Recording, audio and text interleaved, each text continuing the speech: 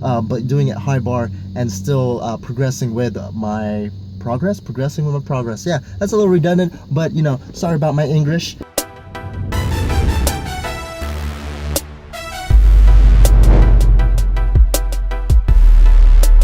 What's up, guys? Al here from AM Train. So first of all, I want to thank all you new subscribers coming over from Brian's channel. It was really awesome doing a collab with him and also training with him. A really great guy, and it was really awesome telling you guys my story about going from a herniated disc all the way to a 485 squat. And you stay tuned. I'll definitely get that 500 pound squat, especially with my meet coming up in December 6th. So hopefully I'll get it then. But of course, the limiting factor right now is my clavicle. I feel like this is the vein of my existence for the last, I don't know, 3 weeks or so, 3 or 4 weeks. I mean, I've been trying to take it easy, and it's been healing up pretty well, but of course I get a little antsy.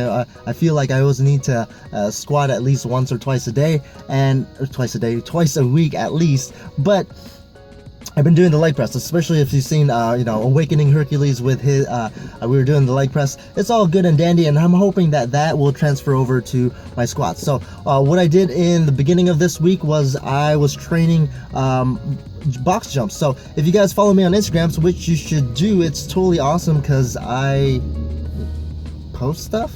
Yeah, I post stuff on Instagram.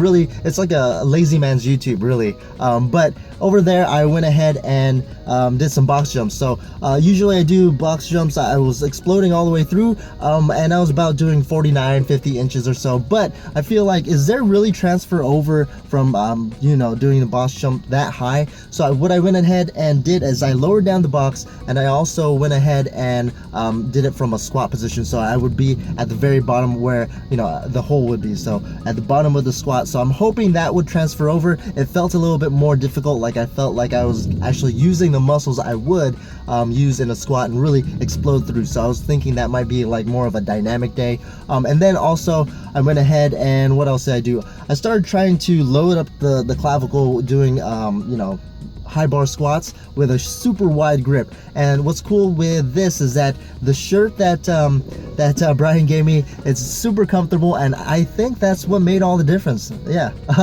So what I was doing right here, I was doing a 275 pound squat, beltless, because I was feeling like it's not always about the load. That's what I need to tell myself. Especially, it's hard to tell that to a powerlifter because you're almost like it's all about the load, but you can actually overload different ways. So you can do more reps, do more sets, do more more weight, less weight, less time rested, different things, more explosive. So there are ways that you can still progress without causing limiting factors like my clavicle to really mess you up. So here I went ahead and did beltless, of course, and I was really going more time under tension and really kind of pausing in that squat position. So that was really the key thing for me, to still overload the squat, but doing it high bar and still progressing with my progressing with my progress. Yeah, that's a little redundant, but sorry about my English. It's a little different.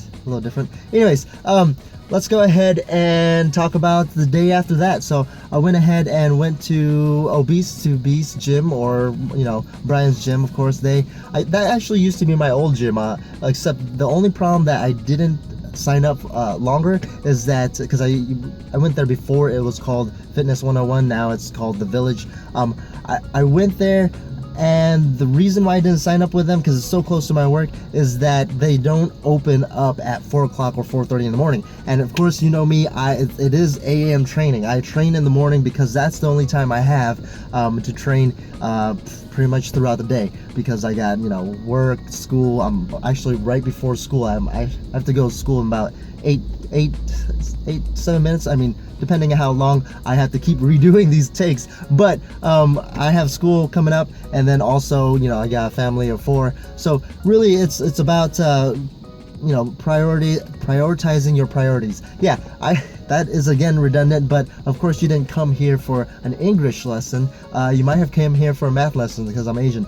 But let's go ahead and talk about continuing to overload that clavicle of mine. So I went ahead and did 315 today, and it felt pretty good. Again, I am pausing at the bottom and really going that super wide grip, because I know the moment I go ahead and get the tightness in the usual low bar grip and a little bit tighter my usual stance, I know that I'm gonna irritate my clavicle. So I'm taking it easy. Like I said, really take your time, and you can really overload the movement and not having to overload the weight. So if you go slower eccentric or anything like that, like I said, there's different ways that you can really overload and overcome the limiting factor and really train it otherwise. So I mean, that's pretty much all I have to say. I'm pretty sure I said everything I wanted to say. Again, I'm still recovering from my clavicle, so I tried doing some upper body rehab. So I was basically benching the bar, and I was also benching, was it 25 on each side. It's really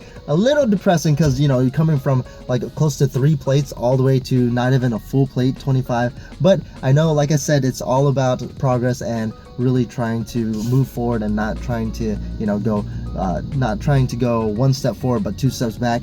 You really want the opposite way, if anything. Hopefully you don't even need 1 step back, just constantly ever forward. Oh, look at that, max tuning. Yeah. Anyways, train hard, train smart.